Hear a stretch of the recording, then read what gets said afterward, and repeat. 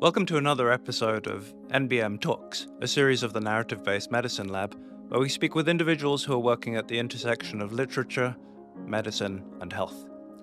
Our guests are writers, clinicians, scholars, artists, and advocates who are pushing the boundaries of what's possible in the field. Together we discuss how we can engage with narrative-based medicine principles and practices in creative and diverse ways. We hope you enjoy this episode.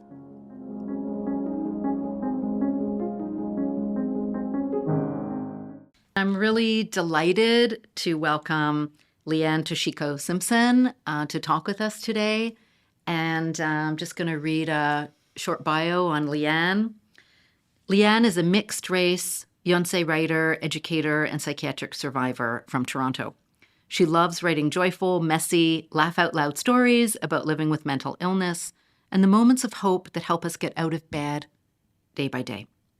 Leanne is a graduate of University of Toronto Scarborough Creative Writing and the University of Guelph's MFA program, and is currently completing a doctorate in social justice education at the University of Toronto. She teaches seminars in disability arts and BIPOC literature at Trinity College and is a co-founder of Mata Ashita, a national writing circle for Nikkei communities. She was named Scarborough's Emerging Writer in 2016 and nominated for the Journey Prize in 2019. Leanne also launched a reflective writing program at Canada's largest mental health centre after being hospitalized for bipolar disorder. Her debut novel, Never Been Better, is inspired by the community she has found through her mental health advocacy work post-institutionalization. Welcome, Leanne. We're really glad to have you here. Thank you so much for having me. I wonder if we could start out with you talking to us a little bit about your new book. That might be a really nice way into learning more about you and your work and how you're using your writing. Yeah, I think that there are certain topics, and mental health is one of them, that people have a little bit of fear around. I think it brings up a lot of feelings for them. I think that sometimes people don't want to feel uncomfortable or be reminded of something that is very real and very prevalent. And so I struggled for a long time to write about mental health in a way that felt safe and accessible to me because I had a lot of trauma from being in a psychiatric ward myself. I had a lot of really hard years. And sometimes when I would say, oh, well, I'm writing about bipolar disorder, people would get this look like, oh, I hope you don't ask me to read that. And I thought that was really interesting because I think that a lot of people have experience with mental illness, but maybe they don't seek books about it unless they're trying to educate themselves about a specific aspect of that. And so I decided to write a rom-com partially because I thought it would be a good vehicle for people to learn about mental health in a way that felt safe and accessible and made the writing safe and accessible for me at the same time. Because in rom-coms, there's a happy ending. And so you're writing towards that while getting to delve into the layers of psychiatric institutionalization and recovery and medication and all the stuff that can feel a little bit sticky as you're moving through it. So it's an unusual mental health book, I have to say, but I hope that it reaches people who might not be in its usual readership, if that makes sense. Yeah, it seems like an interesting and kind of unexpected genre in which to explore that kind of story, which maybe makes it quite powerful and quite accessible to people. Yeah, I think when it comes to rom-coms, people talk about tropes. People know the rules of the game in a rom-com. Like there's a meet cute, there's some conflict and obstacles, and you eventually get towards this happy ending. But I think that linearity is disrupted a lot by mental health, where you're maybe sometimes not always in love with yourself in the way that you're trying to love someone else and care for them while you're maybe not caring for yourself in the ways that you need to. And so I thought it was an important complication to address, and I think that shifts the trajectory of the entire narrative. But by working with an established form, I'm able to kind of play with the rules and ask, like, who deserves to be loved? What kind of love is valued? What does community care look like? And I think it asks a lot of bigger questions than sometimes people are used to. I think it's a bit of a trap, the book, and I think that's good. I think it's good for people to bend genre a little bit.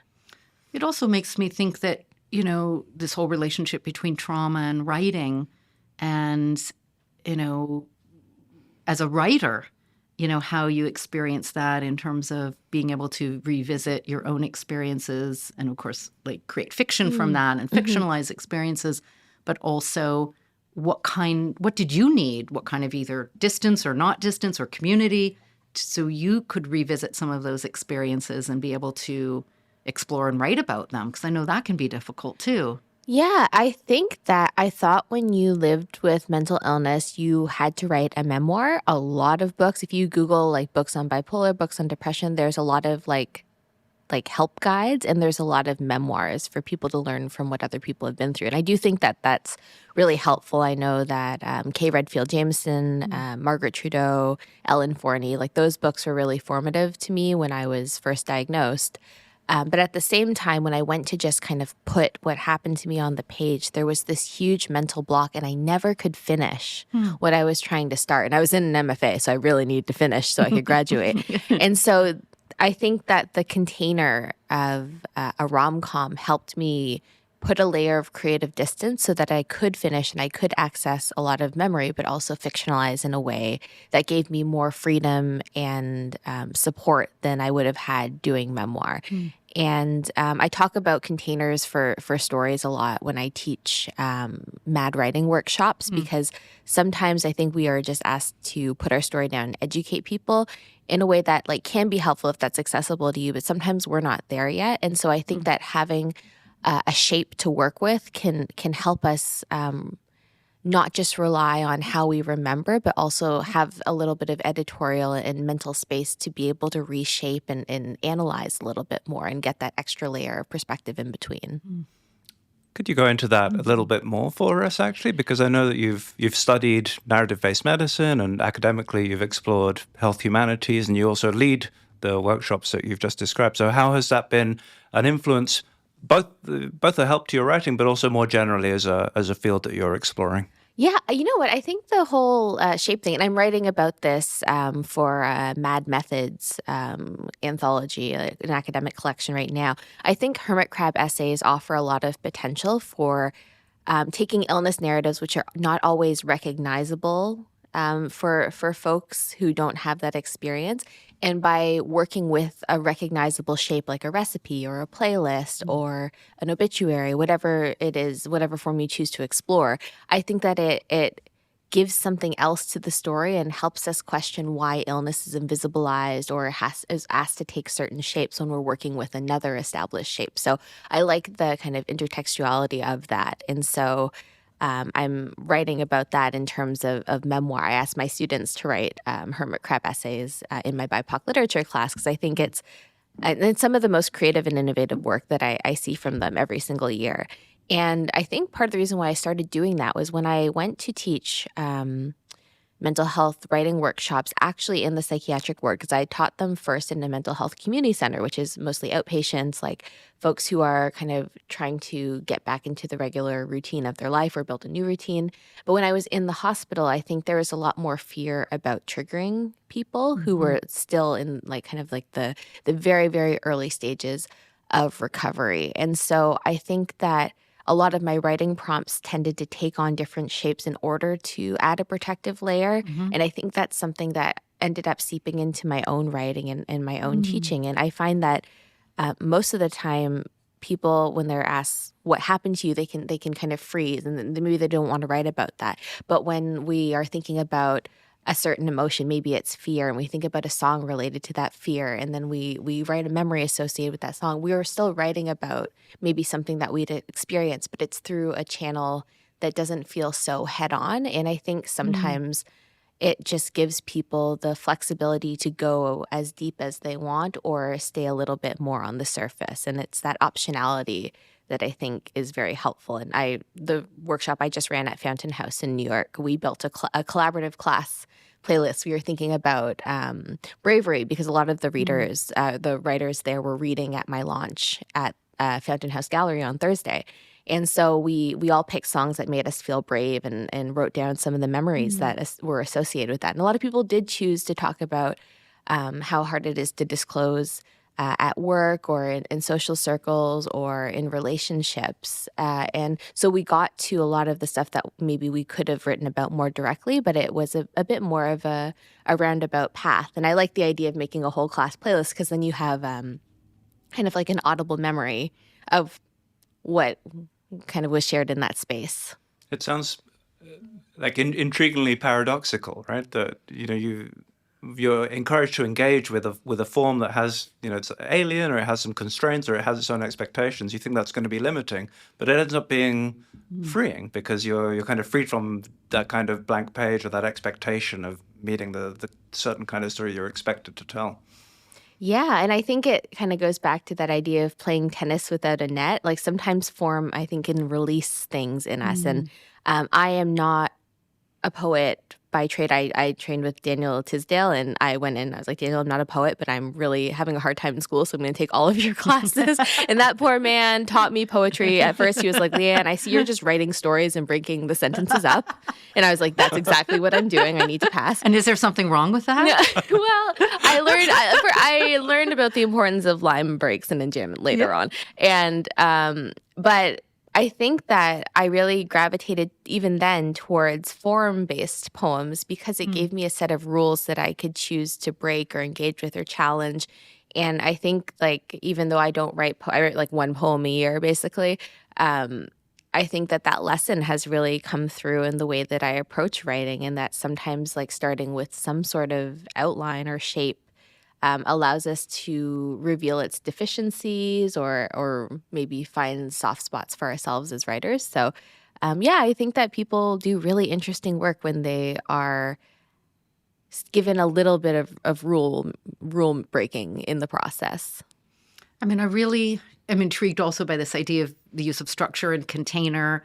Also sometimes as a way to give us a little bit of creative distance from experiences that might be actually as people say, hard to tell and hard to hear. And I'm also really intrigued by this idea of approaching things from the side, indirectly, whether it's a theme like bravery. And there's this idea I've heard, too, that if you give somebody a very open-ended prompt, write about a lunch or write about a picnic, people will go where they need to go. People will write about what they need to write about. You don't need to be directive around that. And I just wondered about your thoughts around that in terms of your experience working with the communities that you do. Yeah, I agree with that. That's why, like, when I explain hermit crab essays, like when you think about a hermit crab, it's a little squishy guy, and like that story is very squishy, and then the hard shell kind of protects it and gives it a bit of space. And I think people appreciate that because we're acknowledging, number one, that writing is hard. Writing when you're in a psych ward is hard. You don't have a lot of freedom, so this kind of writing freedom is maybe what you get that day. And so it's very valuable and precious. And I think that acknowledging the vulnerability of what we're doing to start really sets the tone. And another thing that we do before our writing workshop is we go over a comfort agreement and we work through we set the ground rules together as a group so that everyone's on the same page, because not everyone has writing expertise. Sometimes people want to give feedback when we don't really need feedback. People just want to be heard. And so we work through a lot of that together at the beginning. So it is like a collaborative space. And I feel like one of the most important things in my teaching is that when I come in, I let people know that I have been in a psych ward and I'm not coming here to tell you how to overcome it, because that's not really, I've not overcome it. It's just kind of become part of my life. And we are peers first, no matter if I'm teaching at the university on my off days, but we're peers first. And I think that makes a really big difference in the reception of the workshop as well. And I think it's nice for people to see like how the skills that you're working on while you're in a space where you don't have a lot of freedom can carry you through afterwards. Because one of the hardest things of getting out of a psych ward is like your life has been scheduled very intensely the whole time you're in there, and you get out and you have this weird expanse of time. Like you can be in the shower as long as you want. You can eat whatever you want. You might have real cutlery for the first time in a couple weeks, and it's a little bit overwhelming. And so then again, I think that idea of having some structure, even if writing becomes part of the routine that you can maintain outside of the ward, even if other parts have disappeared, I think that that's something that is really helpful to folks too. If you have a practice that you don't need anyone else for, but you can engage with on your own. And that's what it was for me as well. It sounds like this work has deep personal meanings as well as creative and aesthetic aims, communication aims. More broadly, as advocacy, are there institutional changes or social changes or broader changes that you'd like to see happen? Yeah, I think that more places are doing arts-based engagement. I think it's really helpful. When I was in the ward, we didn't get a lot of great recreational therapy, I have to say. And not that I think writing has to be therapy at all. Like, in fact, I actually go in and I'm like, well, we're not doing therapy, we're doing art. And that is enough on its own. We don't have to have our art fix us for it to be valuable. That's I think the difference between art therapy and the kind of workshops that I run, it is very different. But I'd love to see more arts-based engagement. CAMH has a wonderful therapeutic, like a recovery college program, and they do have writing workshops there. I haven't taught there since COVID because it was very hard to do over online. It was really, really challenging because they were already so understaffed, and then to set up like 8 iPads and have them all function, and it not being in the space with the folks too, it felt very different. So I think that things are shifting and they're putting more arts-based engagement. There's photography classes, there's drawing, there's painting. There's a lot of really great stuff. And what I love about the Workman Arts program is it's all people with lived experience going back and facilitating these workshops as peers and as community leaders. And I think it's really impactful for people to see like what is possible after this time in your life. And it doesn't mean that you never go back and that's like a bookend or anything, because a lot of people I know have been in and out, and there's always that kind of chance that things will get hard again, but at least you know what is possible after that, no matter what stage of your journey that happens in. So I really love what they're doing there. And they also have done some really wonderful writer in residence or like artist in residence programs so that people have mentorship after they leave the hospital. And I think that's really nice too. I mean, I'm sort of struck by what you're saying about writing as therapy, writing as art, writing as creative expression.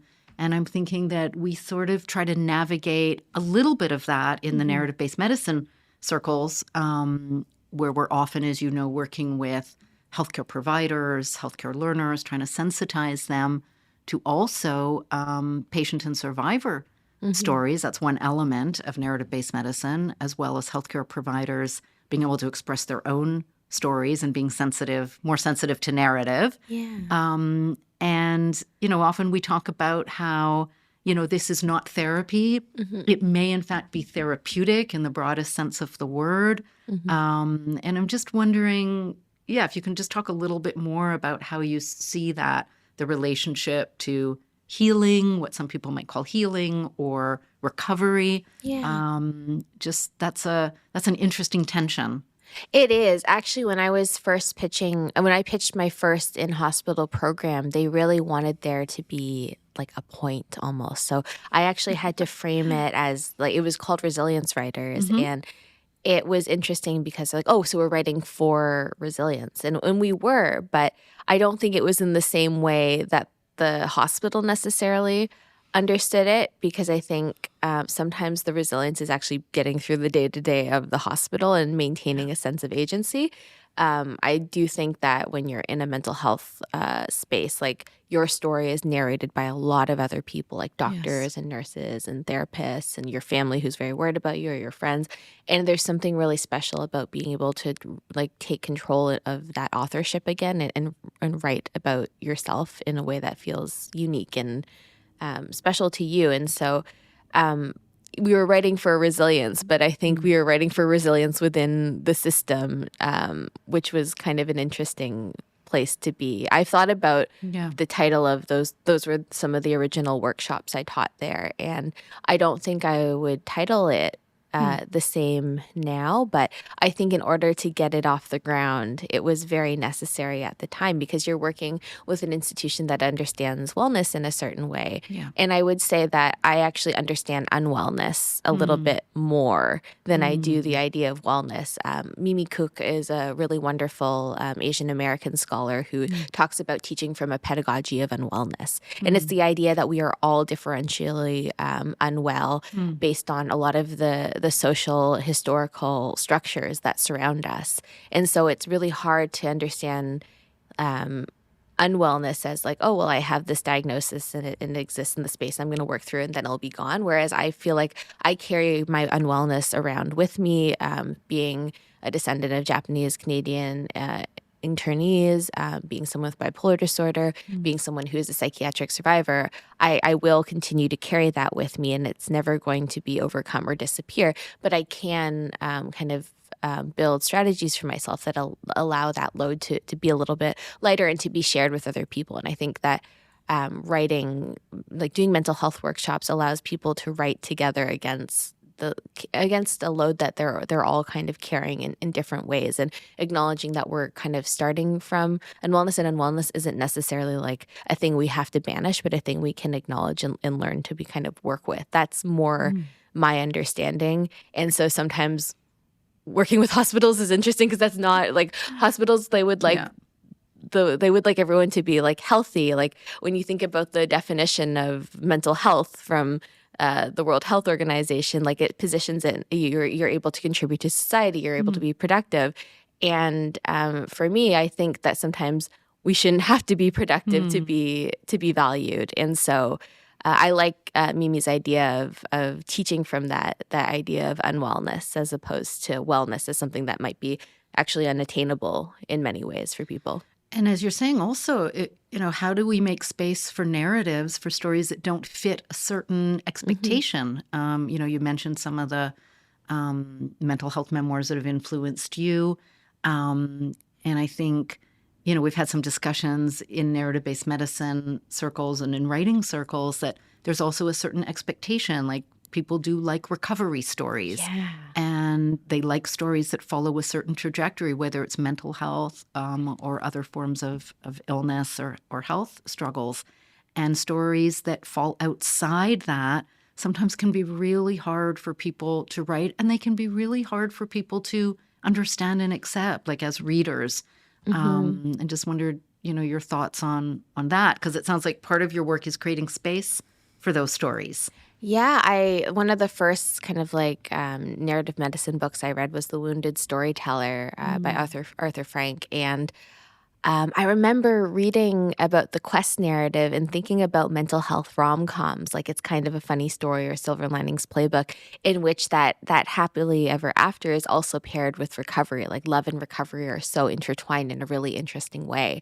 And so I was interested in how like the stories where the trajectory is not simply up or down. Like a lot of mental health stories, like they end in tragedy. It's like this is a lesson to be learned, or it's a story that they did everything right and then they were happily ever after. When in reality, like people have relapses. I have relapses. Like it's not so linear. And so I was interested in stories that kind of navigated that gray area a little bit more, like the chaos narrative, perhaps, and had a less definitive ending. And so I wrote something like that. Like, I think it is a happily ever after in my opinion, but sometimes people are like, well, this isn't it's not a Hallmark happily ever after. I think it's a very real, happily working towards an ever after that we can see and be present for, because sometimes that's the hardest part about mental illness is like imagining past tomorrow or imagining past today. And so what does it mean to try and imagine a happily ever after when you don't see time in that way? So I teach disability studies, so I'm always talking about crip time. And my book does move through crip time in a way because it resists that linearity. And I think time passes differently when you're manic or depressed, or if you're having delusions, or if you are... Or if you're in the hospital. Or if you're in the hospital. Time is just different. Yeah. And so I like the idea of a happily ever after becomes more complex when you think about how crip time alters the way that we narrate illness a lot of the time. Bearing in mind the everything you've just said about linearity and time and happily ever after and expectations. You're writing, you're teaching, you're studying, you're working. Can you give us a sense of what you have planned next, what we can read or hope to expect, or what we'll see you doing?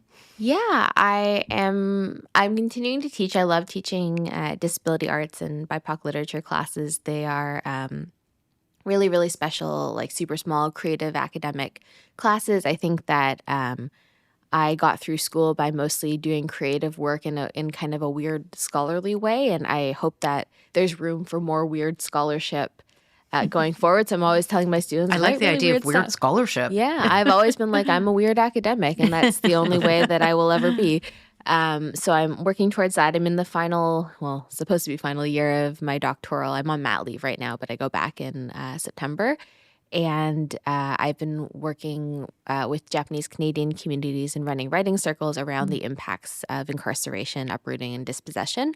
And so in my community, it's very hard to talk about mental health, as in many other Asian Canadian communities. And so creative writing has been a really special way in for a lot of people, given that there's a lot of Japanese Canadian writers in particular. I feel like a lot of us are called to document injustice because of the history that we share. And so that's been a really interesting way of talking about well-being and community well-being in particular. And so I run writing circles. We talk about mental health in kind of a roundabout way. We use landmark pieces of Japanese Canadian literature to embark on those discussions, so everyone kind of gets a starting point that they feel a little bit more comfortable with. So I've been doing that for about 4 years.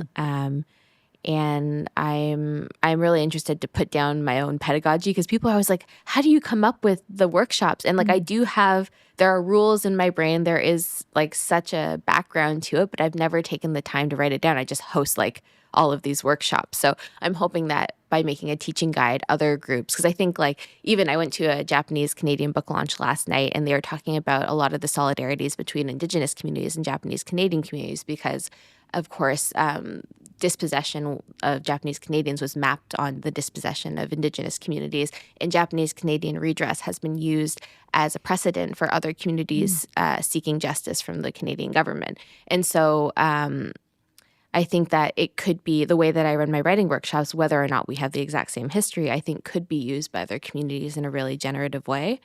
So I'm hoping to create that. And then also on the flip side, that's kind of like the academic side of the project. On the flip side, Carrie Sakamoto, Michael Pryor, and I are putting together an anthology of Japanese Canadian writing about memory and place. Wow. And so that will kind of be the translation of it in creative land, I think, and I think my brain often works like that, where I work in both spheres, but they kind of end up coming together at the end anyway.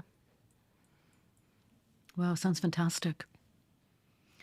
Thank you so much, Leanne. This was just an incredible conversation, and it just leads me to think about lots more questions, and look forward to hearing more about your work in these communities and how the writing intersects with all of this. So thank you so much. Yeah, thank you. This is really, I have to go home and finish the hermit crab essay now, because I feel like I said so much of it.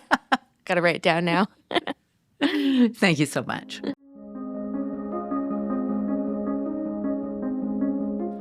Thanks for listening. If you enjoyed this conversation, check out many other episodes. And if you're interested in learning more about narrative-based medicine, visit us online at narrativebasedmedicine.ca for more great content and to explore our upcoming offerings.